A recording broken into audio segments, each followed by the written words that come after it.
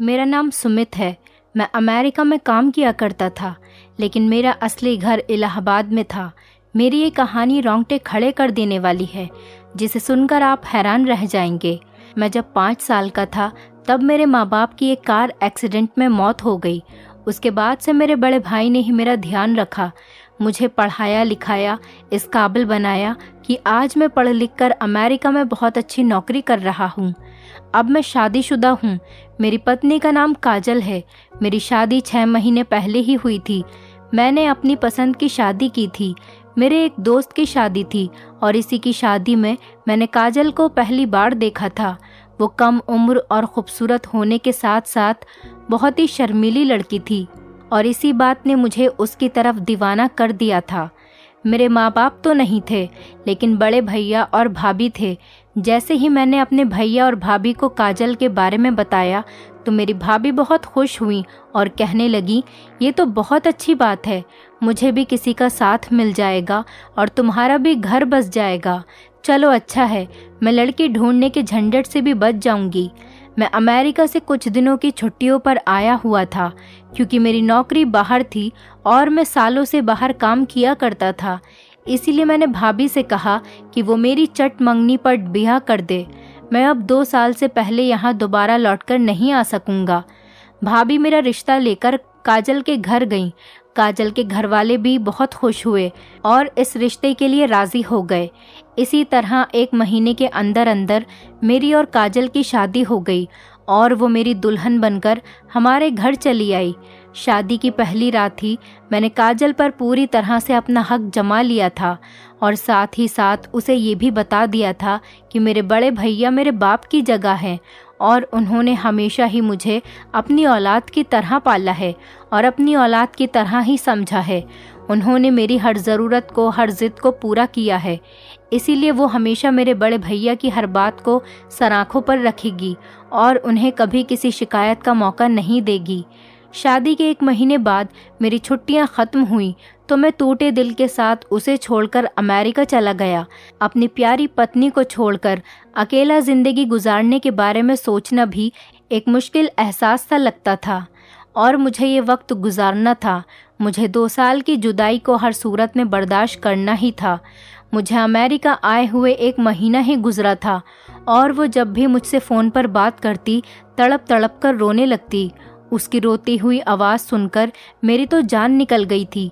मैंने फ़ौरन पूछा, काजल बताओ क्या हुआ है, ऐसे क्यों रो रही हो? वो धीमे लहजे में कहने लगी, आप घर वापस आ जाएं, आपके बगैर मेरा गुजारा नहीं है यहाँ पर, मेरा मन नहीं लगता।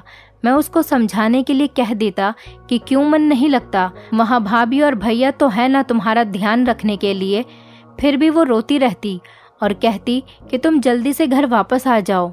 मुझे लगा शायद उसे मेरी याद सता रही है और इसीलिए ऐसी बातें कर रही है। मैंने उसे मोहब्बत से समझाया कि मेरा इस तरह बार बार वापस आना आसान नहीं है। मेरी नौकरी पर फ़र्क पड़ सकता है और वो मुझसे दोबारा इस तरह की बात न करे, क्योंकि मेरे लिए भी इस तरह से उससे दूर रहकर वक्त काटना मुश्किल हो जाता है। मेरी बात सुनकर वो खामोश हो गई। फिर दोबारा उसने कभी वापसी का कोई जिक्र ही नहीं किया और मुझे लगा कि सब कुछ ठीक हो गया है। मुझे काजल की और घर की बहुत याद सता रही थी। मैंने सोचा कि कुछ दिनों की छुट्टी लेकर वापस घर चला जाता हूँ। मैंने अपने ऑफिस में एप्लीकेशन लगाई। मुझे छुट्टियों की मंजूरी मिल गई। मैंने सोचा फ़ोन करके नहीं बताऊंगा कि मैं घर वापस आ रहा हूँ। मैं सबको सरप्राइज़ देना चाहता था। मैं अचानक से घर लौटा था। काजल को भी सरप्राइज़ देना चाहता था, लेकिन काजल की शक्ल देखकर तो मैं खुद सरप्राइज़ हो गया था। वो ऐसे पेश आ रही थी जैसे उसे मेरा आना बिल्कुल भी अच्छा नहीं लगा हो या फिर मेरी मौजूदगी में उसे यहाँ पर कोई परेशानी हो। काजल के चेहरे के अंदाज बहुत ही अजीब थे। भैया भी मुझसे मिलकर कुछ ऐसे ही पेश आए थे। भैया मुझे देखकर खुश भी नहीं हुए, बल्कि उन्होंने तो साफ लफ्ज़ों में कहा था कि तुम्हें इस तरह आने की क्या ज़रूरत थी, तुम्हारी छुट्टियों में तो अभी काफ़ी वक्त था। मुझे तो लगा था कि मेरी पत्नी और मेरे भैया मुझे देखकर बहुत खुश होंगे। उनके अजीबोगरीब सवालों पर मैं बहुत हैरान हुआ था और भैया से कहा कि मेरी तबीयत कुछ ठीक नहीं थी, मुझे घर की बहुत याद आ रही थी, इसीलिए मैं कुछ दिनों के लिए लौट आया हूँ। मैंने देखा कि मेरी भाभी घर में मौजूद नहीं थी। काजल ने मुझे बताया कि भाभी की तबीयत ठीक नहीं है, वो अपने मायके गई हुई हैं। ये सुनकर मैं काफ़ी परेशान हो गया था। मुझे भाभी से बहुत प्यार था। मैंने उनसे मिलने की बात की तो भैया ने मुझे रोक दिया और कहने लगे, वो तुम्हें देखेंगी तो यहाँ आने की जिद करेंगी। उसकी तबीयत बहुत ख़राब है, उसे कुछ दिन आराम करने दो। कुछ दिन बाद मैं उसे खुद वापस ले आऊँगा। भैया की बात सुनकर मैं रुक गया। काजल हर वक्त घर के कामों में ही बिजी रहती थी और जब रात को कमरे में आई तो उसके अंदाज वैसे नहीं थे जैसे कि मैं उम्मीद कर रहा था। काफ़ी दिनों बाद मैं लौटकर उसके पास आया था और वो बिल्कुल नॉर्मल सी पेश आ रही थी। ना ही उसके अंदर जज्बात की कोई तड़प थी और ना ही मिलन की तमन्ना। वो मेरे बराबर में आकर आंखें बंद करके लेट गई, जैसे सोना चाहती हो।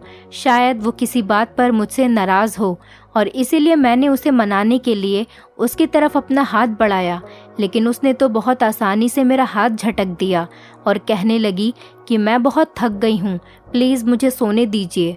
ये कहकर उसने कमरे की लाइट भी बुझा दी। मेरे सारे अरमान मिट्टी में मिल गए। मैं खामोश रह गया।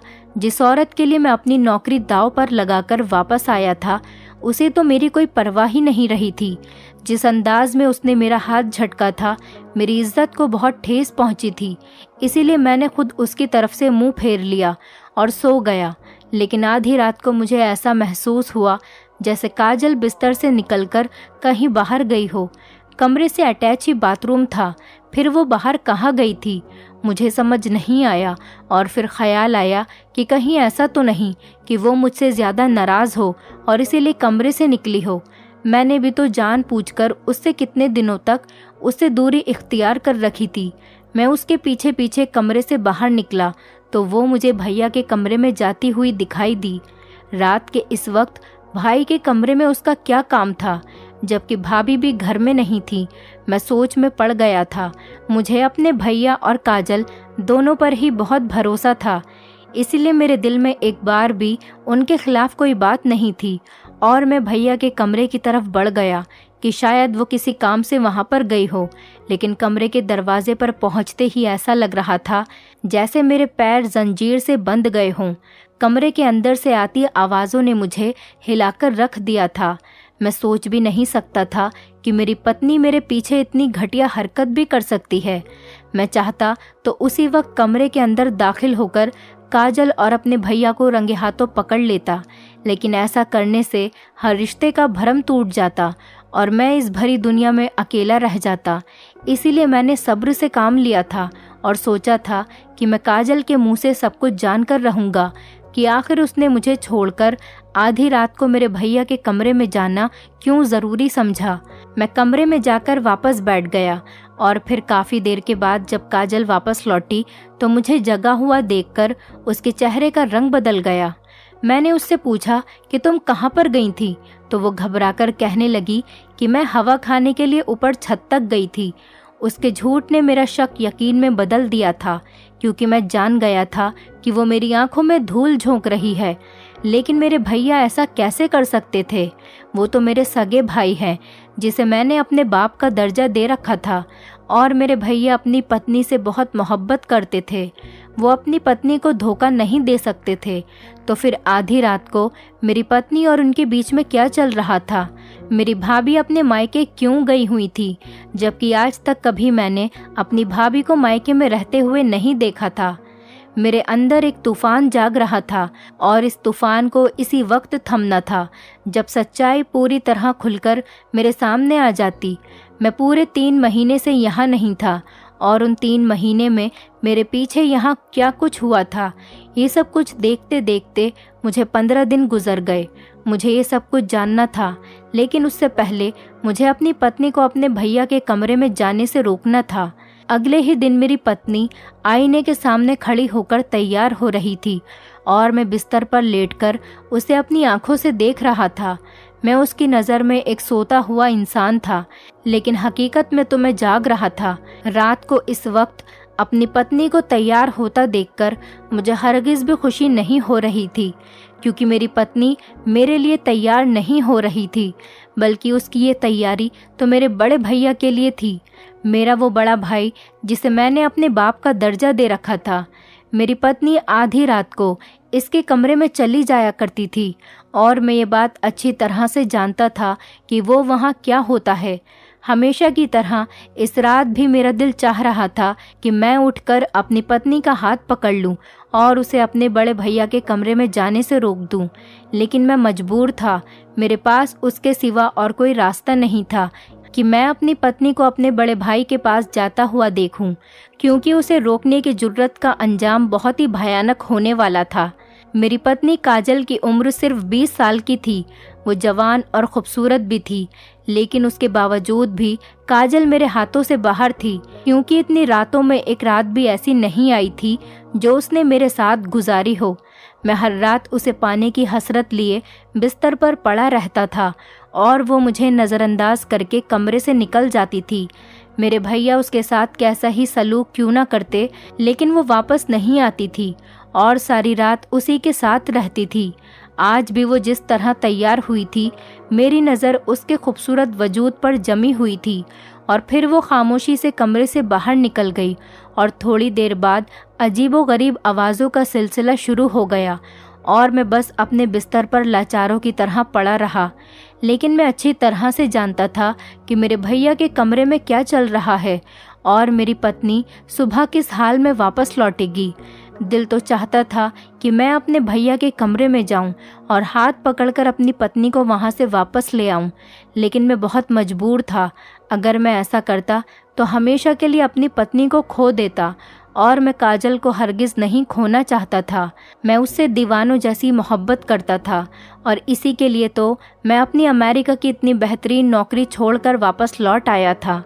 लेकिन मुझे क्या खबर थी कि मेरे पीछे यहाँ क्या हो चुका था।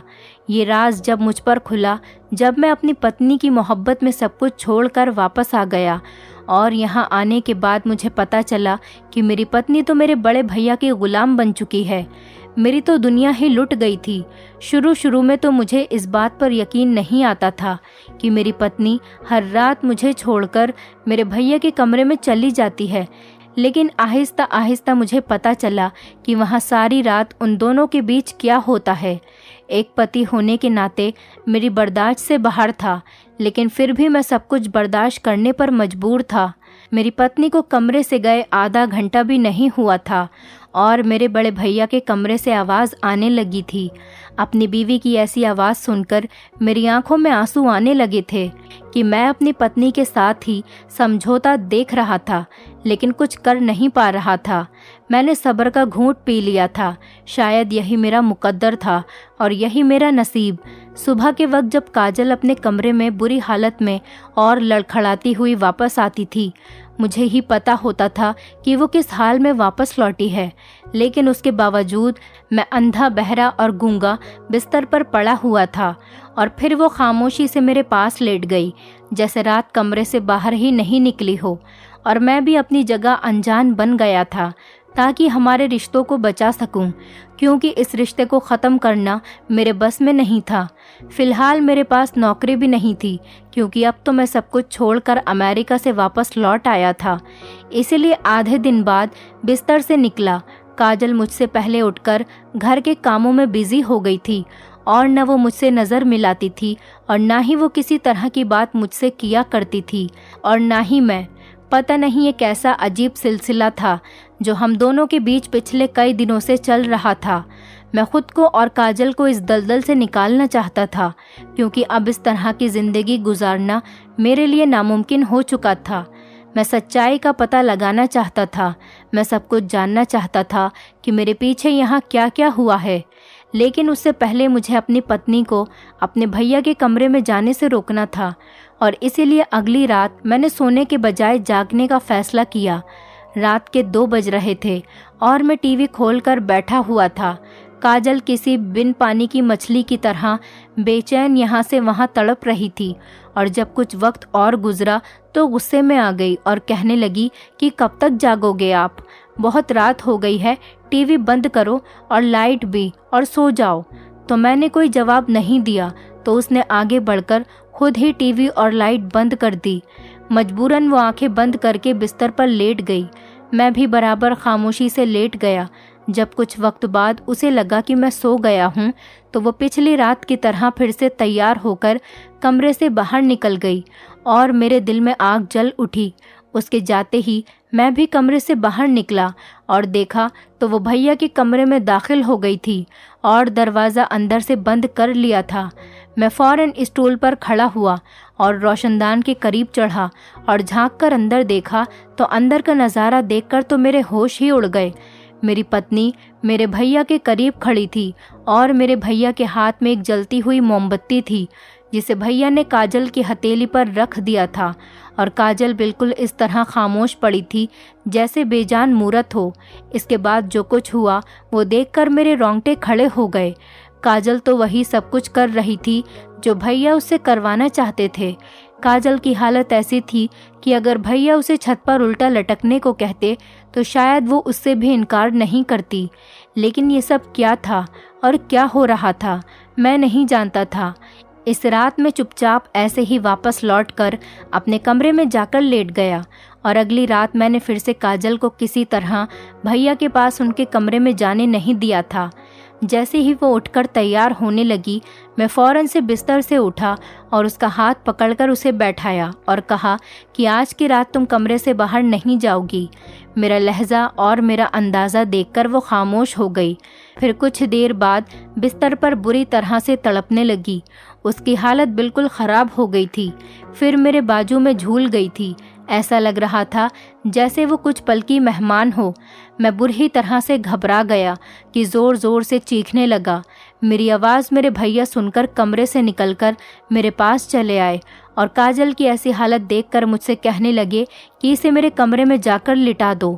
भैया की आवाज़ सुनकर मैंने गुस्से में कहा कि काजल की हालत इतनी ख़राब है, आपके कमरे में क्यों लेकर जाऊं? मुझे इसको हॉस्पिटल लेकर जाना है। भैया कहने लगे, इसका इलाज मेरे कमरे में है, ना कि हॉस्पिटल में। जो मैं कह रहा हूँ वही करो। उनका लहजा इतना सख्त था कि मैं काजल को उनके कमरे में ले गया और उनके बिस्तर पर लिटा दिया। पहले मुझे कमरे से उन्होंने बाहर निकलने का हुक्म दिया और खुद ना जाने उसके साथ कमरे में बंद होकर क्या क्या करने लगे। लेकिन कुछ देर बाद जब काजल उनके कमरे से निकली तो वो पहले की तरह बिल्कुल ठीक थी। उसे ठीक ठाक देखकर मैं भी बहुत हैरान था और खुश भी था, लेकिन ये बात मेरी समझ से बाहर थी। आखिर भैया ने उसके साथ ऐसा क्या किया है जो कुछ मैंने पिछली रातों में अपनी आंखों से देखा था। वो सभी बातें यकीन करने वाली तो नहीं थी और जो आज हुआ था उसने तो मेरे होश ही उड़ा दिए थे।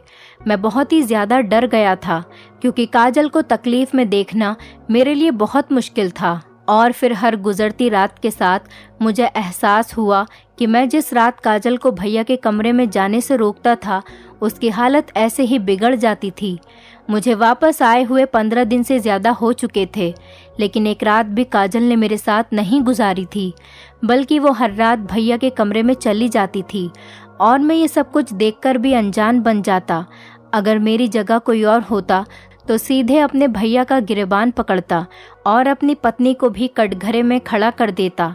लेकिन मसला ये था कि मैं रिश्तों को खोने से डरता था।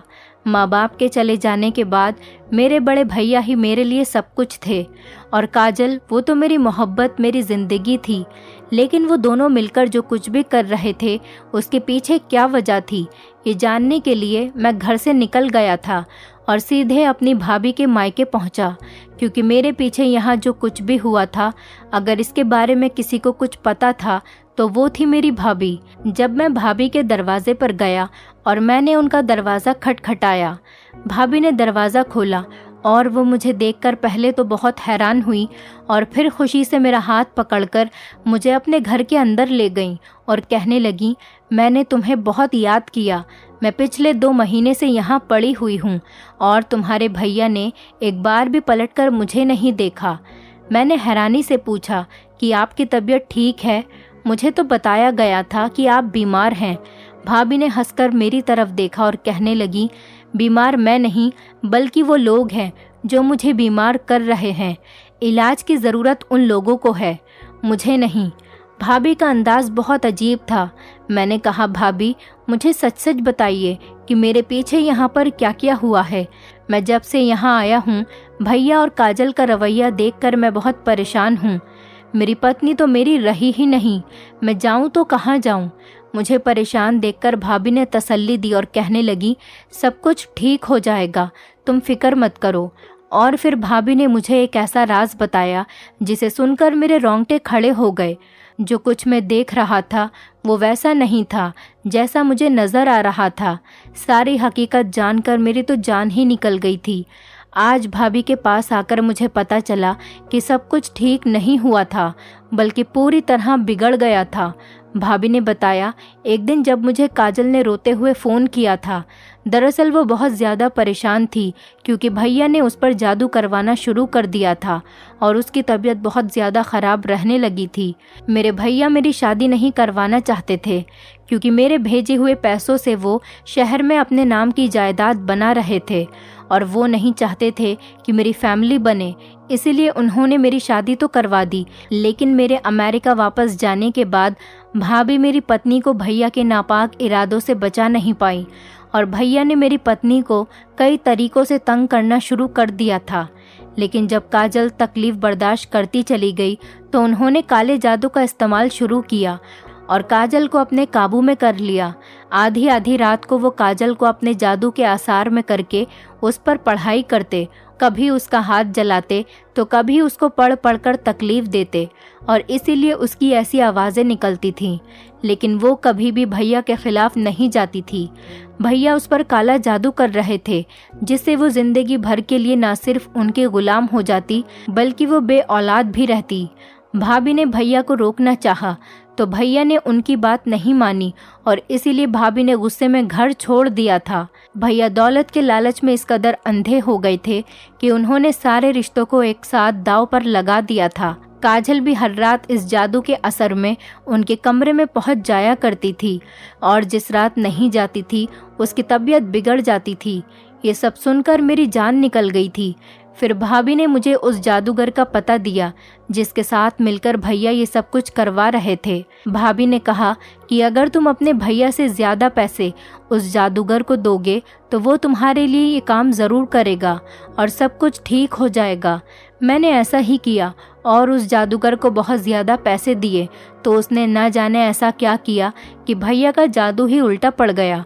काजल ने तो उनके कमरे में जाना छोड़ दिया था, लेकिन अब हर रात उनके कमरे से उनके चीखने की आवाज़ आने लगी थी। कुछ दिन ये सिलसिला ऐसे ही चलता रहा और फिर एक दिन भैया ने खुद हमारे कदमों में गिरकर हमसे माफ़ी मांग ली क्योंकि वो बहुत तकलीफ़ में थे और इस तकलीफ़ से निकलना चाहते थे। मैंने भैया को माफ़ कर दिया था लेकिन अपने रास्ते उनसे अलग कर दिए थे। मैंने हमेशा के लिए अमेरिका वाली नौकरी छोड़ दी थी और काजल के साथ एक अलग मकान में शिफ्ट हो गया था। कभी कभी रुपये, पैसे और जायदाद इंसान से उसके रिश्तों को दूर कर देते हैं और मेरे साथ भी ऐसा ही हुआ था। जायदाद के लालच में आकर मेरे भैया ने हर रिश्ते को खो दिया था। ना ही भाभी उनके साथ थी और ना ही काजल और मैं।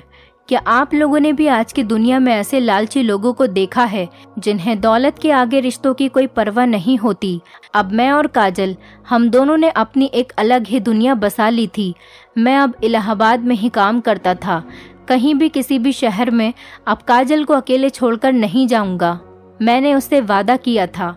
दोस्तों, उम्मीद करती हूँ आपको हमारी कहानी पसंद आई होगी। कहानी पसंद आई है तो वीडियो को लाइक करें, चैनल पर नए हैं तो चैनल को सब्सक्राइब करें और हाँ, नोटिफिकेशन बेल को ज़रूर दबाएं ताकि अगली अपडेट सबसे पहले आपको मिले।